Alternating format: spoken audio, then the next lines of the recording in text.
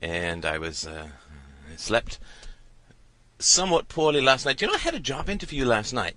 Very interesting. This is the first time this has ever happened to me. I had a job interview last night, and this was a third-string interview. I'd already met with the executives, and I was meeting with the chief technical guy because obviously I would be a sort of threat to his career, so I had to meet with him and the senior team together to try and get him to understand that I wouldn't join the company, or at least I couldn't be successful within the company unless he felt that me joining the company was going to advance his career. I was going to help the company grow relative to if I wasn't there, and I wasn't going to be in his way, but rather at his back, sort of.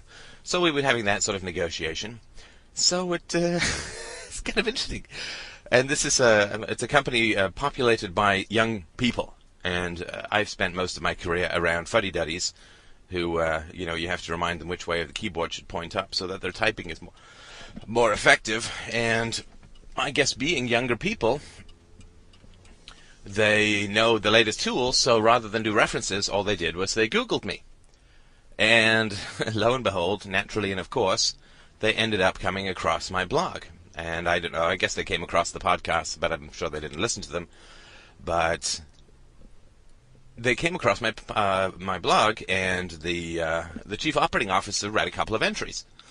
And so I've never had this question before in an interview, and I'm sure I will have it again if I don't go for this job, or this job doesn't go for me.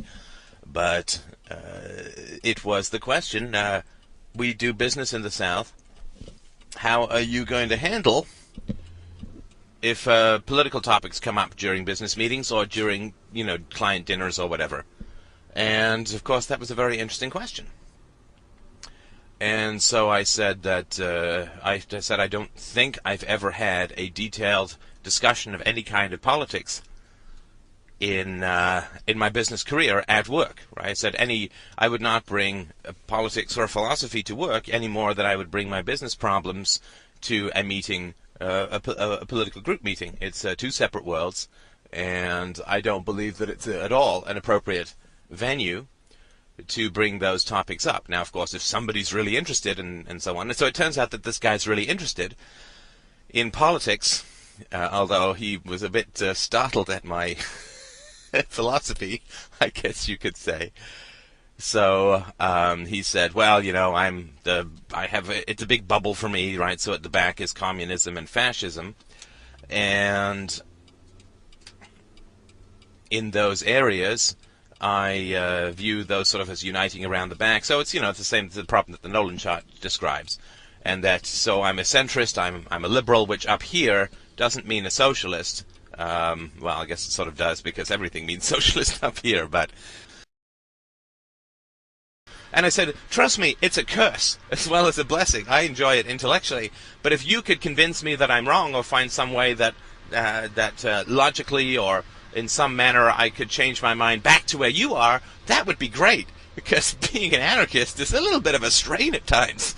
I'm on the web, and you do get these kind of funny looks, so I would be more than happy to discuss it with you, but we would have to start not sort of with statistics of the ghetto, but we would have to start with metaphysics, and we'd have to start with epistemology and all that fun stuff, because otherwise we're just sort of arguing numbers in a vacuum, right? And I don't really base my philosophy on numbers. It all has to be validated from numbers, and numbers are the ones that start the whole trend going. But so it was an interesting discussion, and I could tell that his partners weren't that interested. He's obviously very interested in politics, but he had a great deal of concern, because I'd be on the road and talking to clients and so on, that I'd be down there, we're trying to close a deal if I join this company, and I'm sort of denouncing the fascist, warlord, imperialistic state called America. Would you sign right here and do business with us for the next couple of years, face to face? Well, no, of course not. And of course, in America, you face that additional problem of talking about the war. You never know who's got family members over there, although you can pretty much guess that if you're at the level of selling software contracts in an organization, their kids aren't over there for sure, right? I mean, the most pro-war people are the people of the upper classes who don't have any risk of their children going over there, which is probably not an accident, of course. But it was a very interesting interview, because I've never really had to face that issue before. I guess I haven't interviewed with anybody. Well, I guess this is. I haven't interviewed with anybody who's Googled me since I've put up Free Domain Radio. But I can imagine that if I want to join younger companies where they do that, as the guy said, why bother with a reference check when you can run Google? Well, I find that kind of interesting, and I guess I'd better start getting ready with some answers for that, because it is a startling and fundamentally... I mean, this guy didn't even read down to the stuff about the family, and I don't think I've got a huge amount about the family on my blog, because I find that stuff is... You have to write a book if you're going to talk about the family. You can't just sort of write a short article. And so I just found that... I don't know if anyone else has faced this, if they've been Googled, but I'm putting it out there that if you do end up getting Googled, then you're going to have those questions. And then what you should do is say, I'm sorry, I have to call El Presidente and he'll tell me what to say, and then pretend to talk to me. That usually will get you off the hook. Of course, I can't do that. Well, I guess I could. I actually do have 2 cell phones, but that might not have progressed my chances with this company. So anyway, an interesting interview, and I will. I like these guys. I like this group. It's not the largest company in the world, but I sure would like to work with people who've grown up with technology rather than these guys in their 50s who are like, software, how fascinating. And also I'd like to have the opportunity, because I'm fairly loosey-goosey in meetings, and I like to make jokes if they strike my fancy, because I think you might as well be having fun. If you've got to be at work anyway, why not make it as enjoyable as possible? And what I can often do is I can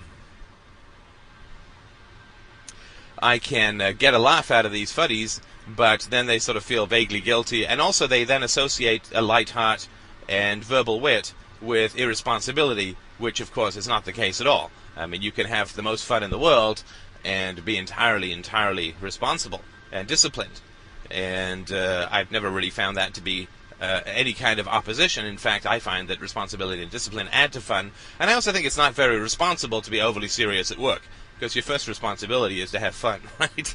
I mean, in the long and short term, so I just find it's kind of false selfie to... So anyway, these guys are sort of young and hip, and I think would be a fun group to work with, so I'm definitely going to... I've had 3 interviews with them now,